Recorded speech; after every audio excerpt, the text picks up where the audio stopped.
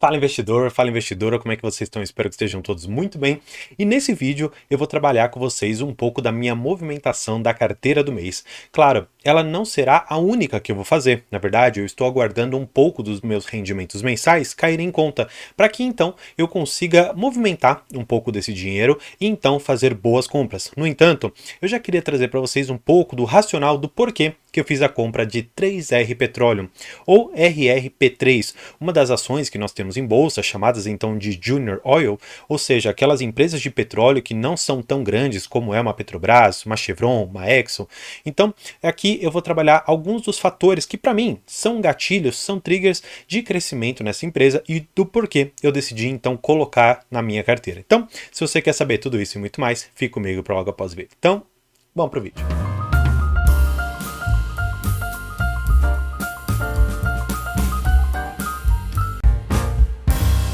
Para a gente iniciar, eu já vou trazer você para essa tabela aqui que eu tenho, que é o meu controle individual, de quanto que eu vou receber de rendimentos das minhas ações e dos meus fundos imobiliários para este mês de outubro de 2023. Você vai poder perceber exatamente aqui nesse quadrante superior a soma de todos os valores que eu vou receber. No total, esse daqui é o meu recorde de dividendos até então. Eu vou receber R$ 1.633,28. Muito disso você vai poder perceber aqui, que é advindo aqui ó, de fundos imobiliários, que é essa quantia aqui. Tem alguma coisinha aqui, ó, CDI 11, que é um fundo de infraestrutura, e temos aqui o VI GT11, que é um fundo de investimento e participação em equity. Basicamente, esse fundo aqui, ele investe em outras empresas do setor elétrico. Se você quer saber um pouquinho mais sobre essa empresa, eu vou até deixar um card aqui para você ir lá conferir. Mas eu já te adianto que é um investimento destinado para investidores qualificados. Mas não é por isso que talvez esse conhecimento não seja importante, porque existe um movimento dentro da Bolsa de Valores, dentro dos órgãos reguladores, que pode sim possibilitar que esses tipos de fundos eles sejam admitidos para investidores em geral. Então, talvez já se colocando um pouco à frente, conhecendo um pouco, você pode, quando essa mudança então ocorrer, se beneficiar de conhecer muito melhor esse tipo de investimento, tá bom? Então, olha só, eu recebi muito aqui de fundos, basicamente, e alguma coisinha de ações. Você pode perceber que eu recebi R$ 1,30 de Itaúsa, que eu tinha lá atrás, eles decidiram pagar alguma coisa agora, e recebi R$ 1,79 de Comgás. Esse daqui eu confesso que me doeu um pouco, porque é uma ação muito cara. Eu pago 128, R$ 129 por ação da Comgás. Me pagou aqui 1,79 pelas 100 ações que eu tenho. Então, realmente, não foi o melhor dividendo que eles puderam me pagar. No entanto, eu tenho a perspectiva que lá em dezembro, janeiro, eles me paguem um valor maior. Porque todo o histórico da Comgás me diz que eles normalmente vão pagar valores maiores lá para esse momento do ano. Então, eu estou bem tranquilo com esses valores aqui. Eu particularmente acredito que lá em dezembro eu vou conseguir sim alcançar o valor de R$ 2.000. Sim, eu tenho essa perspectiva, eu acredito que do jeito que eu estou investindo é muito possível que eu consiga trazer bastante valorização para dentro da minha carteira e receber R$ 2.000 como recorde de dividendo, para mim vai ser um marco muito importante. Se você quiser saber também o quanto que eu já recebi até agora, eu vou mostrar aqui para vocês que eu já recebi no ano de 2023 o valor total de R$ 13.500 praticamente. Vou arredondar um pouquinho para cima. Você vai perceber que lá em 2021 eu recebi, claro, não foi o ano todo investindo, mas ainda assim eu recebi em 6 meses investindo, R$ 895, quase R$ 900. Em 2022 eu recebi 6 mil. Ó, o ano nem acabou e eu já dobrei o valor que eu tinha aqui de um ano para o outro. Claro, muito por conta de em fevereiro eu ter feito um aporte muito grande na minha carteira por conta de um valor que eu tive a possibilidade de aportar. Mas eu quero que vocês percebam que, independentemente disso, eu venho fazendo boas escolhas, porque se eu não fizesse essas boas escolhas, mesmo trazendo um dinheiro grande aqui para dentro, eu não conseguiria esse resultado aqui que foi bastante expressivo na minha carteira, tá bom? Mas vamos trazer vocês aqui para a tela para eu mostrar um pouco da movimentação que eu fiz. Eu fiz a compra de 3R Petróleo, você vai poder perceber aqui, comprei um lote no valor de R$ 29,31. Aí você vai falar, André, você comprou isso aqui e você já está com 11% de valorização? Sim, realmente. Por que disso? Porque nós sabemos que, infelizmente, está ocorrendo não só uma guerra na Rússia, mas também ali na faixa de Gaza. Conflitos esses que impactam muito os nossos grandes produtores de petróleo. Claro, Israel não é um dos maiores, no entanto, ele tem sim a sua parcela de significância dentro de todo o ecossistema de produtores e extratores de petróleo. A Rússia é uma das grandes também e, por conta desse conflito, o próprio valor do Brent já estaria muito alto. Nesse sentido, eu consegui ver duas coisas muito importantes importantes. Primeira delas, quando eu percebi que a OPEP disse para todo o mercado que ela não permitirá que o petróleo fique abaixo de $70 ali o barril, eu imaginei uma situação assim. Bem, se eu tenho basicamente um cartel dizendo que não vai permitir que o valor fique abaixo de $70, então eu já tenho aqui um piso para eu trabalhar. Agora, deixa eu ver as oscilações que nós vamos ter acima dos $70. Eu percebi que nessa guerra, por mais que seja algo extremamente catastrófico e negativo para a sociedade e para a humanidade, eu enxerguei um movimento de curto prazo que poderia ser muito benéfico e essa tese se provou assertiva. Por mais que a valorização de 11% seja algo razoável, mas não me trouxe um valor muito grande. Está na casa aqui dos seus quase R$ 300. Pode ser para alguns muita coisa, mas para dentro da minha carteira não é um valor tão significativo. E outra, eu tenho uma tese na 3R Petróleo que ela vai muito além dessa valorização que para mim é muito pouca. Eu sinceramente acredito que nos atuais patamares a 3R ela está muito mal precificada por diversos fatores. E eu vou trazer vocês aqui para a tela para a gente olhar um pouco de todo o ecossistema aqui. Eu vou pular algumas informações aqui, eu só quero que vocês vejam a questão da produção, tá bom? Total Oil Production. Basicamente, nós temos aqui alguns pontos que são importantes. Primeira coisa que você precisa saber, eu vou até aumentar para a gente conseguir enxergar com um pouco mais de clareza. O Cluster Potiguar foi um dos últimos a serem adquiridos. Na verdade, o Polo Potiguar foi o que mais trouxe para a empresa uma mudança de cara. Antes, nós tínhamos uma empresa que sim, tinha a questão do cluster recôncavo, Papa-Terra, tinha Peroá. No entanto, essa parte aqui do Polo Potiguar já estava há muito tempo sendo negociado com a Petrobras. E quando esse poço aqui saiu, nós estávamos ali em meados já do ano. Já estávamos passando ali de junho, julho de 2023. Então, nesse resultado aqui do segundo TRI, nós não conseguimos ver exatamente a capacidade de produção desse poço. No entanto, olha só, vou até diminuir para a gente enxergar os dois. Você vai poder perceber nesse gráfico que o Polo Potiguar ele está com esse branco com essas listrinhas. Se você for pegar exatamente a produção, olha só o quanto que nós subimos. Lá no primeiro TRI de 2023 nós não tínhamos nada, no segundo TRI de 2023 nós tivemos essa produção aqui, mas só em julho, ou seja, nos 23 dias que nós tivemos, que eles até colocam aqui, a produção do Cluster Potiguar reflete apenas 23 dias de produção. Nós saímos de 4,1 para 17, saindo de um total de petróleo de quase 20 mil barris por dia para casa dos 34. E nos recentes resultados que eles divulgam mensalmente, nós já estamos em 44 mil barris por dia. Sim, é muita diferença e eu particularmente enxergo que a empresa está muito mal precificada. Claro, por um lado, os analistas estão percebendo que existe uma dívida muito grande, porque não foi de graça que esse poço aqui, esse Polo Potiguar, veio para dentro da 3R. Houve um custo de mais ou menos ali 8 bilhões de reais. Sim, muito dinheiro. No entanto, existe sim a capacidade de pagamento. Eu já percebi, olhando ali o demonstrativo de fluxo de caixa, o que eles fizeram. Eles emitiram algumas debêntures, eles fizeram algumas aquisições através da emissão de novas ações, eles captaram 900 milhões de reais ali dentro para fazer o pagamento inicial que eles precisavam. Então, eu consegui enxergar que a empresa tem uma estrutura de dívida saudável em relação a uma geração de caixa ainda complicada por conta de algumas paradas, por conta de algumas reformas que são necessárias até na questão produtiva dos poços, e isso vai refletir num ganho de capital lá na frente. Mas eu preciso mostrar para vocês algo que para mim é o fundamental. Vamos lá. Numa empresa de petróleo, você tem algumas coisas que são importantes. Claro, o lucro que ela dá, tudo mais, só que nós temos aqui esse indicador que ele é muito importante, que se chama lifting cost. Basicamente, é o valor que você tem para extrair aquele petróleo lá do poço que nós temos, seja em terra ou seja no mar, e para isso você tem um custo. Custo de pessoal, custo de energia, custo de maquinário e tudo isso.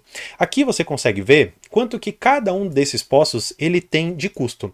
Então você vai ver que no Cluster Potiguar nós temos hoje 23 dólares e 60 centavos. No Cluster Recôncavo, R$ 25,05. O Peroá é o melhor de todos, está aqui em 5 dólares e 80 centavos de dólar, bastante interessante. O Polo Papa-Terra, ele tá, se eu não me engano, esse aqui está em alto mar, está em 30 dólares aqui o barril, então esses daqui eles podem melhorar. No entanto, o que acontece? Nós temos pouquíssimo tempo ainda de operação da empresa como um todo. E especialmente o Potiguar, ele tem um grande potencial de ser melhorado pela empresa. A gente pode pegar nos dados que eles trazem aqui embaixo a respeito de cada um dos poços, deixa eu ver onde que eles trazem, que aí a gente pode ver em cada um deles como que foi a melhora. E aí você pode até perceber aqui, olha só, eles pegaram aqui basicamente em março de 2023 e olha só o que eles vêm fazendo. Olha só o tanto de barris que eles estão conseguindo extrair a mais, mostrando uma forte geração da empresa. O Recôncavo, para mim, é o melhor de todos. Eles tinham uma produção muito ruim, muito ruim. Quando a Petrobras estava lá dentro, ela tirava aqui mais ou menos 1.100 barris por dia, mostrando aqui o quanto que eles estavam tirando. Olha quanto que eles estão tirando agora, 7.000. Claro, dentro disso nós temos óleo e nós temos gás. O azul é gás e o óleo aqui está mais ou menos nos 3.000 por dia. No entanto, perto daqueles menos de 1.000 barris por dia, 900 barris por dia, a empresa melhorou muito. Então eu vejo sim um crescimento muito forte aqui para a empresa. No entanto, falando de lifting cost, nós precisamos fazer um comparativo com um dos players que nós temos no mercado, que é a PRIO, ou a PetroRio. Ela tinha lá atrás, basicamente em 2017, 2018, o valor do lifting cost geral da empresa na casa de mais ou menos os seus $40 por barril. Olhando para a 3R hoje, que está aqui na casa dos seus 23, a gente enxerga que existe uma certa diferença. No entanto, essas empresas elas não são totalmente comparáveis. Primeiro, a PetroRio ela opera offshore, ou seja, ela opera no mar. A 3R ela opera majoritariamente onshore, ou seja, na terra. Por isso, nós temos um pouco de uns custos diferentes e a capacidade de um é muito diferente da do outro. Mas o que melhorou muito para a PetroRio ser uma empresa vencedora? Melhorou a redução do seu lifting cost. Hoje, eles têm alguma coisa muito próximo aos seus $11 por barril. Perto daqueles 40 que ela tinha lá atrás, há mais ou menos uns 5, 6 anos atrás, houve uma melhora significativa. Exatamente por isso que eu consigo enxergar na 3R quase que o mesmo caminhar da PRIO nos dias de hoje. Então, olha só. Eu estou dizendo que a PetroRio ela pode sim mostrar um grande potencial do que ela trouxe de experiência de mercado e a 3R está seguindo exatamente esse mesmo caminho, só que operando postos diferentes, com uma dinâmica talvez diferente. Talvez a valorização não seja a mesma, mas eu estou enxergando aqui um grande potencial de esse lifting cost baixar muito. E sabe como que eu encontrei essas informações? Não só estudando, mas eu peguei os resultados aqui da empresa. Eu ouvi a teleconferência que eles fizeram. E lá na parte das perguntas e respostas, eles disseram o seguinte: nós pegamos o poço agora. Estamos fazendo muitas movimentações aqui em relação a perfurações, em relação à ligação que nós temos que fazer de um poço para o outro. E até a questão que nós temos das refinarias, é importante ainda a gente mexer nisso aqui. Qual que é a nossa previsão? Eles dizendo lá na teleconferência. Eles imaginam que mais ou menos ali para próximo de meados ou até final de 2024, eles terão lifting cost na casa de mais ou menos os seus $14 por barril. Então olha só se você entendeu a potencialidade disso aqui comigo. Nós estamos saindo de alguma coisa na casa dos seus 23 e vamos ali para 14. André, mas essa melhora não é tão interessante assim. Realmente não é tão interessante? Pensa comigo. Você tem algo que você não pode mexer, que é o valor do barril, porque ele é ditado por uma demanda global, mas você pode mexer na parte de baixo. Então pensa comigo como se você tivesse um piso e um teto. Se você está com um piso muito próximo ao teto, você tem uma diferença que é um lucro baixo. Só que como você não consegue mexer no teto, porque ele não é estabelecido por você, e você começar a reduzir o seu piso, você percebe que esse espaço, que esse gap, ele aumenta? Ou seja, a lucratividade que a empresa tem aumenta muito se você conseguir reduzir alguns tantos dólares pelo barril que você extrai. E além disso, eu enxerguei que a minha carteira estava muito vinculada ao mercado doméstico. Pegando a minha carteira, além dos fundos imobiliários, na parte das ações, você vai perceber que eu tenho Transmissora Paulista e eu tenho aqui a Comgás. São as ações que eu tenho aqui, mostrando a posição que eu tenho em cada uma delas.